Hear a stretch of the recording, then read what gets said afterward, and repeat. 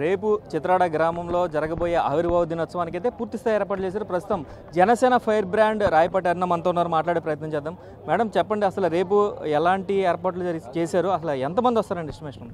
మా అంచనా ప్రకారం 7 లక్షల నుంచి 10 లక్షల వరకు ఈ వేదికకు హాజరవుతారని చెప్పేసి అనుకుంటున్నామండి. 10 లక్షల మంది వచ్చినప్పటికీ కూడా ఎలాంటి అసౌకర్యం అనేది కలగకుండా వేదిక ఏర్పాట్లు, అలాగే వాళ్ళకి మంచినీళ్లు, మజ్జిగ, పుచ్చకాయలు, వాటరు, తిరిగి వెళ్ళేటప్పుడు కూడా ఇక్కడ ఉన్నంతసేపే కాకుండా తిరిగి మళ్ళీ మా సభలు ఎప్పుడు కూడా లేట్ నైటే ముగుస్తాయి. 12 అయినా 1 గంటైనా పవన్ కళ్యాణ్ గారి యొక్క ప్రసంగం అయిపోయేంత వరకు ఎంతో ఓపిక్గా ఆయన కోసం ఆతృతగా ఎదురు చూస్తూ ఉండేటువంటి అభిమానులు కాబట్టి మా సభలకు వచ్చేవాళ్ళు. రిటర్న్లో వాళ్ళకి జర్నీలో ఇబ్బంది కూడా లేకుండా 4 దారులు ఎటువైపు నుంచి అయితే వెళతారో ప్రజలు అన్ని దారుల్లో కూడా భోజన సదుపాయాలు కూడా ఏర్పాటు చేయడం జరిగింది. కాబట్టి మా సభకు వచ్చే ప్రతి ఒక్కరికి అన్ని సౌకర్యాలు ఏర్పాటు చేసి వాళ్ళు క్షేమంగా మళ్ళీ ఇల్లు చేరుకునేంత వరకు కూడా పార్టీ బాధ్యత వహించిందండి.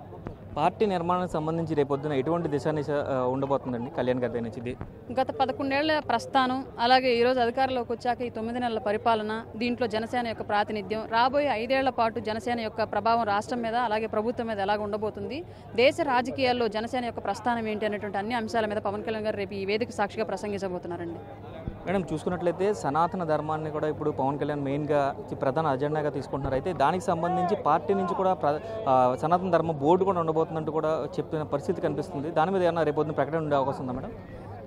రేపు ప్రకటన ఉంటుందా లేదా అన్నది మాకు ఇప్పటివరకు ఎలాంటి సమాచారం లేదు సార్. బట్ సనాతన ధర్మ పరిరక్షణ బోర్డు అనేది రావాలి అని చెప్పేసి ముస్లిమ్స్కి ఎలాగ వక్ఫ్ బోర్డు ఉందో, క్రైస్తవులకు ఎలాగ మిషనరీస్ ఉన్నాయో, అలాగే హిందూ ధర్మాన్ని పరిరక్షించడానికి, సనాతన ధర్మాన్ని పరిరక్షించడానికి కూడా ఒక సనాతన ధర్మానికి సంబంధించి బోర్డు ఒకటి రావాలని చెప్పేసి పవన్ కళ్యాణ్ గారి యొక్క ఆకాంక్ష.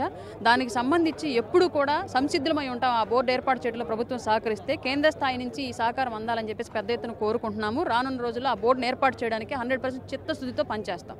ఇది చూసుకున్నట్లయితే రేపటికి పూర్తి ఏర్పాట్లు చేశాం, కానీ సనాతన ధర్మానికి సంబంధించి సనాతన ధర్మ బోర్డు అయితే ఖచ్చితంగా, పరిరక్షణ బోర్డు అయితే ఖచ్చితంగా రావాలనేది పవన్ కళ్యాణ్ ఆకాంక్ష కాబట్టి ఖచ్చితంగా ఆయన ఆ దిశగా అడుగులు ఉంటాయంటూ కూడా రాయపాటి అన్న చెప్తున్న పరిస్థితి కనిపిస్తుంది. కెమెరామెన్ రవితో శంకర్, బిగ్ టీవీ.